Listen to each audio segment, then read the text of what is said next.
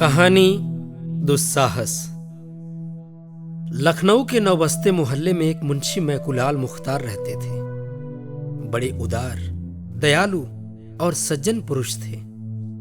अपने पेशे में इतने कुशल थे कि ऐसा बिरला ही कोई मुकदमा होता था जिसमें वह किसी न किसी पक्ष की ओर से न रखे जाते हों। साधु संतों से भी उन्हें प्रेम था। उनके सत्संग से उन्होंने कुछ तत्व ज्ञान और कुछ गांजे चरस का अभ्यास प्राप्त कर लिया था। रही शराब, यह उनकी कुल प्रथा थी। शराब के नशे में वह कानूनी मसौदे खूब लिखते थे। उनकी बुद्धि प्रज्वलित हो जाती थी। गांजे और चरस का प्रभाव उनके ज्ञान पर पड़ता था। दम लगाकर वह वैराग्य और ध्यान में तल्लीन हो जाते थे। मोहल्ले वालों पर उनका बड़ा रोब था, लेकिन यह उनकी कानूनी प्रतिभा का नहीं, उनकी उदार सज्जनता का फल था। मोहल्ले के इक्केवान, ग्वाले और कहार उनके आज्ञाकारी थे। 100 काम छोड़कर उनकी खिदमत करते थे। उनकी मद्य जनित उदारता ने सबों को वशीभूत कर लिया था। वह नित्य कचहरी से आते ही अलगू कहार के सामने 2 रुपए फेंक देते थे। कुछ कहने सुनने की जरूरत न थी। अलगू इसका आशय समझता था। शाम को शराब की 1 बोतल और कुछ गांजा तथा चरस मुंशी जी के सामने आ जाता था। बस महफिल जम जाती।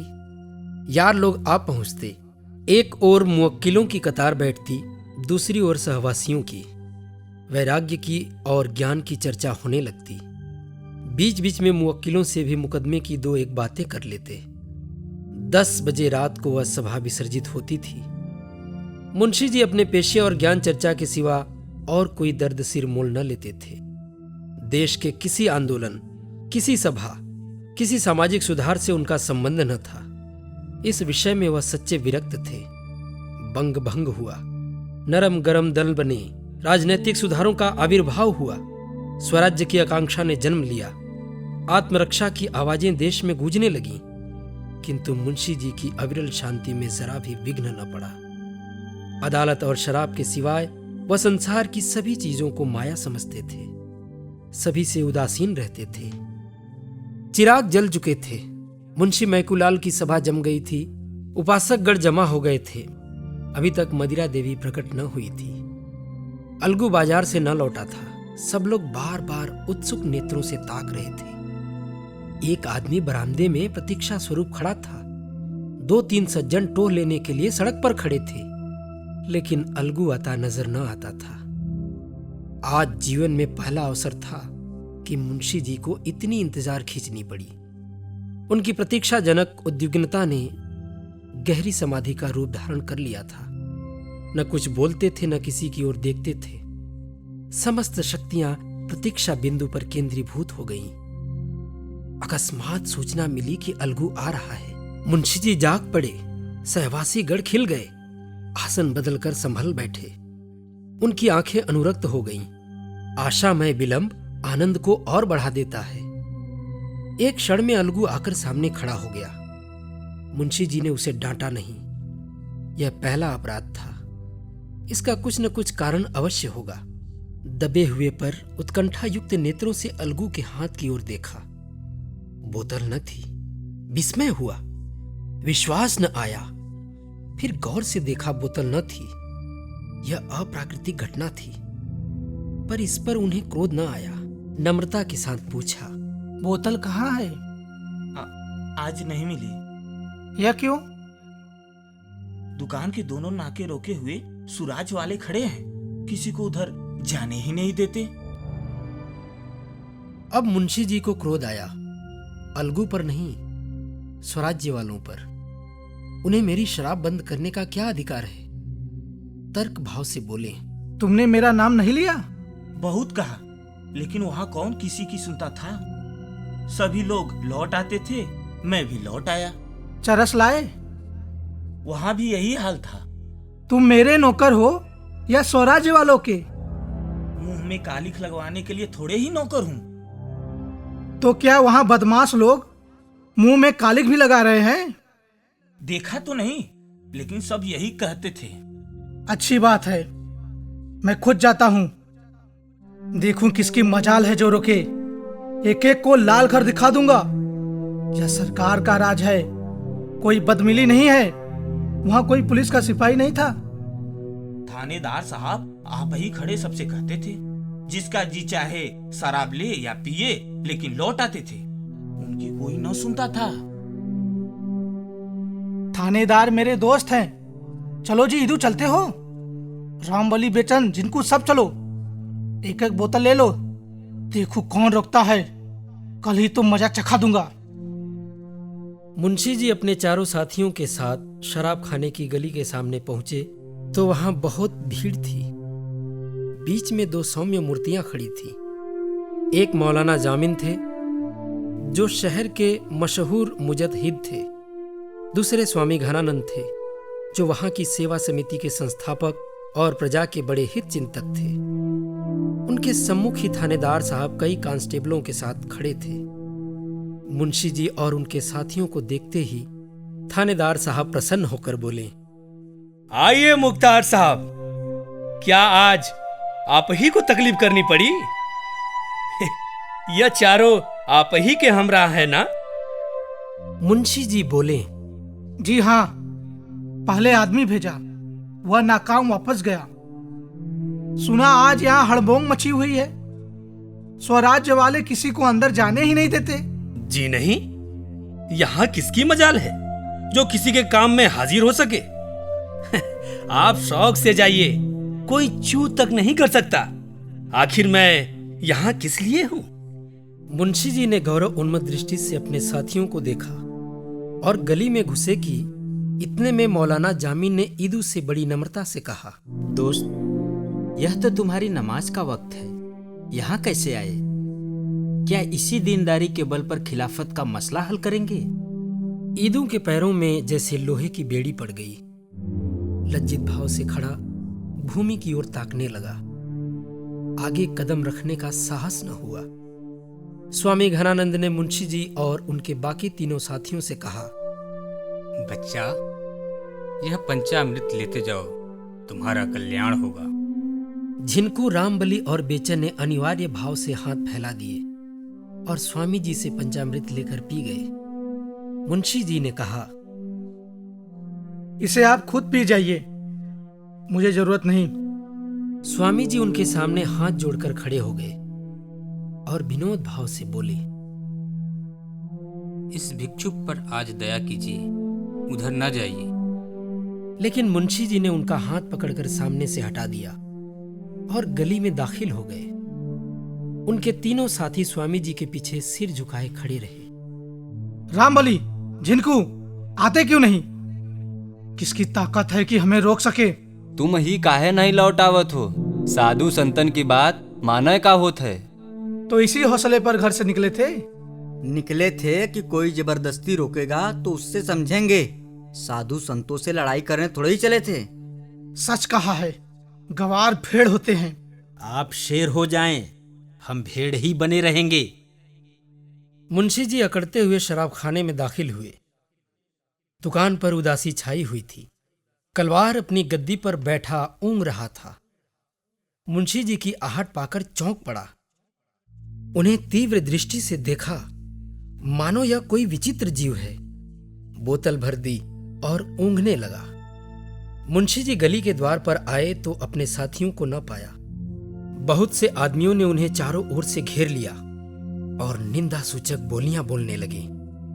एक ने कहा, दिलावर हो तो ऐसा हो। दूसरा बोला, शर्म चेक कुत्तिस्त की पेशे मर्दा मिवावद।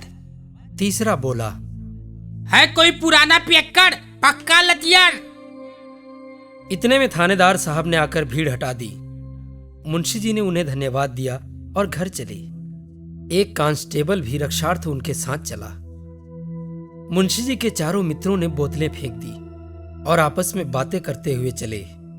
एक बेर हमारे का बेगार में पकड़ जात रहे तो यही स्वामी जी चपरासी से कह सुन के छुड़ाए दिए रहा। पिछले साल जब हमारे घर में आग लगी थी तब भी तो यही सेवा समिति वाले को लेकर पहुंच गए थे, नहीं तो घर में एक सूत न बचता। मुख्तार अपने सामने किसी को गिनते ही नहीं। आदमी कोई बुरा काम करता है तो छिप के करता है, यह नहीं कि बिहाई पर कमर बांध ले। भाई, पीठ पीछे कोऊ की बुराई न करे चाहिए, और जौन कुछ होए, पर आदमी बड़ा अकबाली हो। उतने आदमियन के बीच में कैसे घुसत चला गवा? यह कोई अकबाल नहीं है। थानेदार न होता तो आटे दाल का भाव मालूम हो जाता। मुझे तो कोई 50 रुपए देता तो भी गली में पैर न रख सकता। शर्म से सिर ही नहीं उठता था। इनके साथ आकर आज बड़ी मुसीबत में फंस गया। मौलाना जहां देखेंगे वहां आड़े हाथों लेंगे। दिन के खिलाफ ऐसा काम क्यों करे कि शर्मिंदा होना पड़े। मैं तो आज मारे शर्म के गड़ गया। आज तौबा करता हूँ, अब इसकी तरफ आंख उठाकर भी न देखूंगा। शराबियों की तौबा कच्चे धागे से मजबूत नहीं होती। अगर फिर कभी मुझे पीटे देखना तो मुंह में कालिख लगा देना। अच्छा, तो इसी बात पर आज से मैं इसे छोड़ता हूँ। अब पीऊं तो गौ रक्त बराबर। तो का हम ही सबसे पापी हन? फिर कभू जो हमका पियत देखियो, बैठाए के 50 जूता लगायो। अरे जा, अभी मुंशी जी बुलाएंगे तो कुत्ते की तरह दौड़ते हुए जाओगे। मुंशी जी के साथ बैठे देखियो तो 100 जूता लगायो। जिनके बात में फर्क है उनके बाप में फर्क है। तो भाई, मैं भी कसम खाता हूँ कि आज से गांठ के पैसे निकाल कर न पीऊंगा। हाँ, मुफ्त की पीने में इनकार नहीं। गांठ के पैसे तुमने कभी खर्च किए हैं? इतने में मुंशी मैकूलाल लपके हुए आते दिखाई दिए। यद्यपि वह बाजी मार कर आए थे, मुख पर विजय गर्व की जगह खिसियानापन छाया हुआ था। किसी अव्यक्त कारणवश वह इस विजय का हार्दिक आनंद न उठा सकते थे। हृदय के किसी कोने में छिपी हुई लज्जा उन्हें चुटकियां ले रही थी। वह स्वयं अज्ञात थे, पर उस दुस्साहस का खेद उन्हें व्यथित कर रहा था। रामबली ने कहा, आइए मुख्तार साहब, बड़ी देर लगाई। तुम सब के सब गवादे ही निकले, एक साधु के चकमे में आ गए। इन लोगों ने तो आज से शराब न पीने की कसम खा ली है। ऐसा तो मैंने मर्द ही नहीं देखा जो एक बार इसके चंगुल में फंसकर निकल जाए। मुंह से बकना दूसरी बात है। जिंदगी रही तो देख लीजिएगा। दाना पानी तो कोऊ से नहीं छूट सकत है। और बातन का जब मनवा आवे छोड़ दे, बस चोट लग जाए का चाहिए। नशा खाए बिना कोऊ मर नहीं जाता है। देखूंगा तुम्हारी बहादुरी भी। देखना क्या है, छोड़ देना कोई बड़ी बात नहीं। यही न होगा कि 2-4 दिन जी सुस्त रहेगा। लड़ाई में अंग्रेजों ने छोड़ दिया था जो इसे पानी की तरह पीते हैं, तो हमारे लिए कोई मुश्किल काम नहीं। यही बातें करते हुए लोग मुख्तार साहब के मकान पर आ पहुंचे। दीवान खाने में सन्नाटा था। मुवक्किल चले गए थे। अलगू पड़ा सो रहा था। मुंशी जी मसनद पर जा बैठे और आलमारी से ग्लास निकालने लगे। उन्हें अभी तक अपने साथियों की प्रतिज्ञा पर विश्वास न आता था। उन्हें पूरा यकीन था कि शराब की सुगंध और लालिमा देखते ही सबों की तौबा टूट जाएगी। जहां मैंने जरा बढ़ावा दिया, वहीं सब के सब आकर डट जाएंगे और महफिल जम जाएगी। जब ईदू सलाम करके चलने लगा और झिनकू ने अपना डंडा संभाला तो मुंशी जी ने दोनों के हाथ पकड़ लिए और बड़े मृदुल शब्दों में बोले, यारो, यो साथ छोड़ना अच्छा नहीं। आओ जरा, आज इसका मजा तो चखो। खास तौर पर अच्छी है।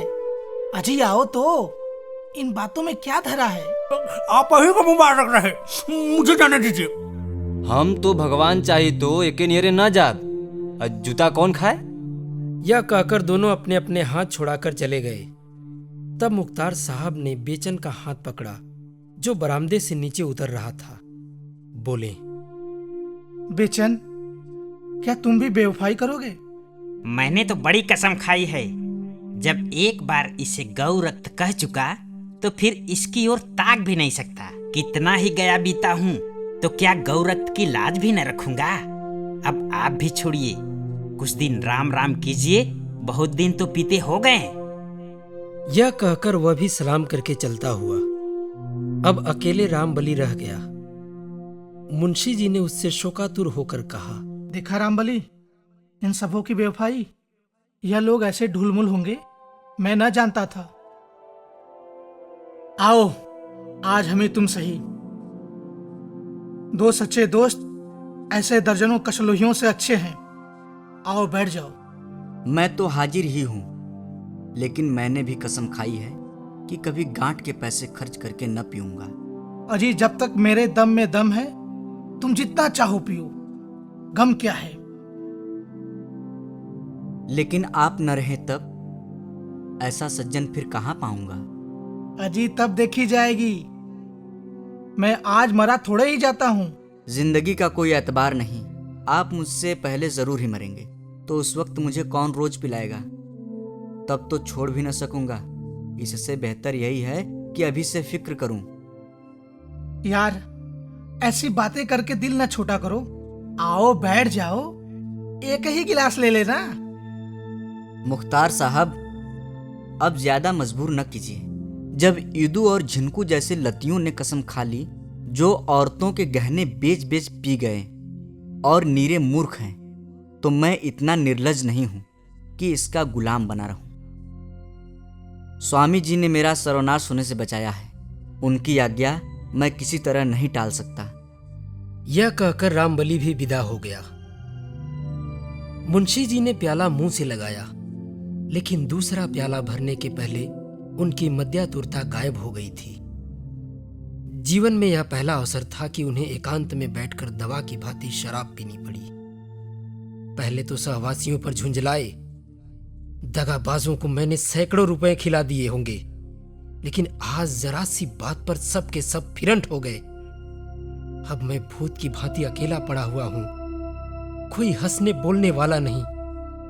यह तो सोहबत की चीज है, जब सोहबत का आनंद ही न रहा तो पीकर खाट पर पड़े रहने से क्या फायदा। मेरा आज कितना अपमान हुआ। जब मैं गली में घुसा हूं तो सैकड़ों ही आदमी मेरी ओर आग्नेय दृष्टि से ताक रहे थे। शराब लेकर लौटा हूं तब तो लोगों का वश चलता तो मेरी बोटियां नोच खाते। थानेदार न होता तो घर तक आना मुश्किल था। यह अपमान और लोक निंदा किस लिए? इसलिए कि घड़ी भर बैठकर मुंह कड़वा करूं और कलेजा जलाऊं। कोई हंसी चुहल करने वाला तक नहीं। लोग इसे कितनी त्याज्य वस्तु समझते हैं, इसका अनुभव मुझे आज ही हुआ। नहीं तो एक सन्यासी के जरा से इशारे पर बरसों के लती पियक्कड़ यूं मेरी अवहेलना न करते। बात यही है कि अंतःकरण से सभी से निषिद्ध समझते हैं। जब मेरे साथ के ग्वाले, इक्केवान और कहार तक इसे त्याग सकते हैं, तो क्या मैं उनसे भी गया गुजरा हूं? इतना अपमान सहकर, जनता की निगाह में पतित होकर, सारे शहर में बदनाम होकर, नक्कू बनकर एक क्षण के लिए सिर में सुरूर पैदा कर लिया तो क्या काम किया? कुवासना के लिए आत्मा को इतना नीचे गिराना क्या अच्छी बात है? यह चारों इस घड़ी मेरी निंदा कर रहे होंगे, मुझे दुष्ट बना रहे होंगे, मुझे नीच समझ रहे होंगे। इन नीचों की दृष्टि में मैं नीचा हो गया। यह दुरावस्था नहीं सही जाती। आज इस वासना का अंत कर दूंगा, अपमान का अंत कर दूंगा। एक क्षण में धड़ाके की आवाज हुई। अलगू चौंक कर उठा तो देखा कि मुंशी जी बरामदे में खड़े हैं और बोतल जमीन पर टूटी पड़ी है।